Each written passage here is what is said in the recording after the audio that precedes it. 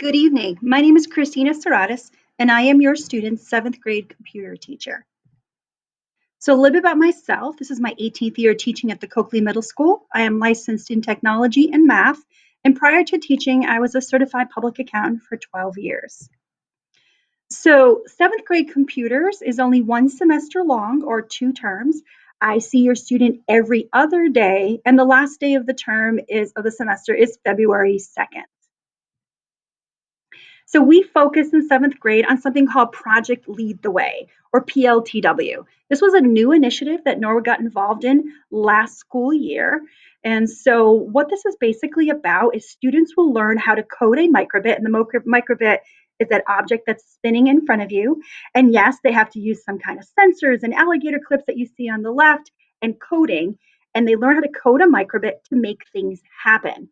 So they're making connections with the real world. For example, when you go to the store, we're all pretty much used to the fact that we approach the door and the door just opens automatically.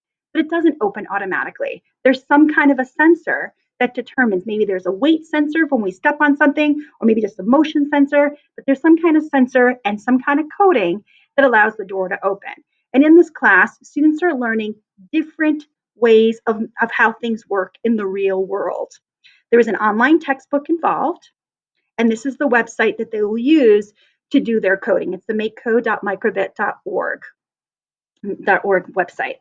So the first project that we're working on, which students should be starting, I'm hoping by next week, is called the Blinking Message Project. And basically they have to come up with a message that's going to scroll through their microbit and some kind of animation. Here, the only animation I'm showing is a blinking heart.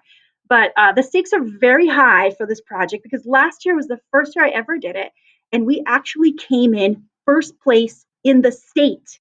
So pictured here is Kara Walsh. She was the state winner, and she's currently in 8th grade. So like I said, stakes are very high, and I'm hoping that we're going to start this project sometime next week, and we'll have about a week or 2 to get it done. So after we've done this kind of project, we start playing with the different wires and we start making magic happen. So I just want to show you a sample project that was done by one of my students last year, and I'll let the students explain it, and it's the cookie jar alarm. So we basically have a cookie jar alarm. So when you press the A button on this controller, it will alarm the system. So when someone tries to break into the cookie jar, wait.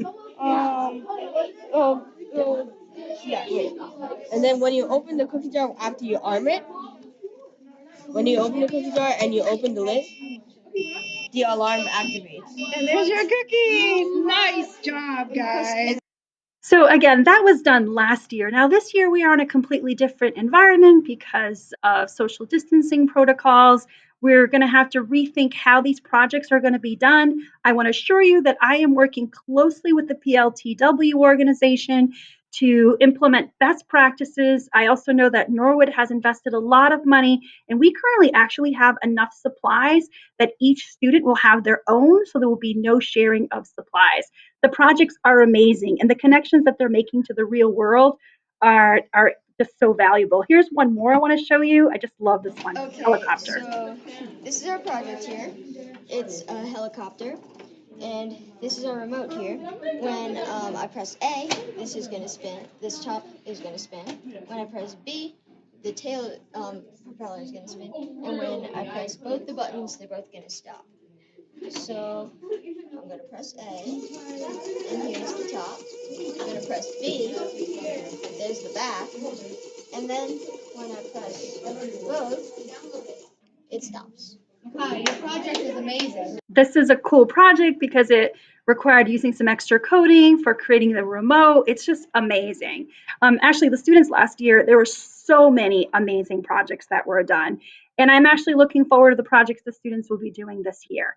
So all information is actually located in their Google Classroom. I list everything in order. I provide any kind of tutorial videos. The videos, I usually make them myself. So everything they need is going to be in Google Classroom. So if you have any questions, please feel free to reach out to me. That is my email. It was nice to meet you. Have yourself a great evening.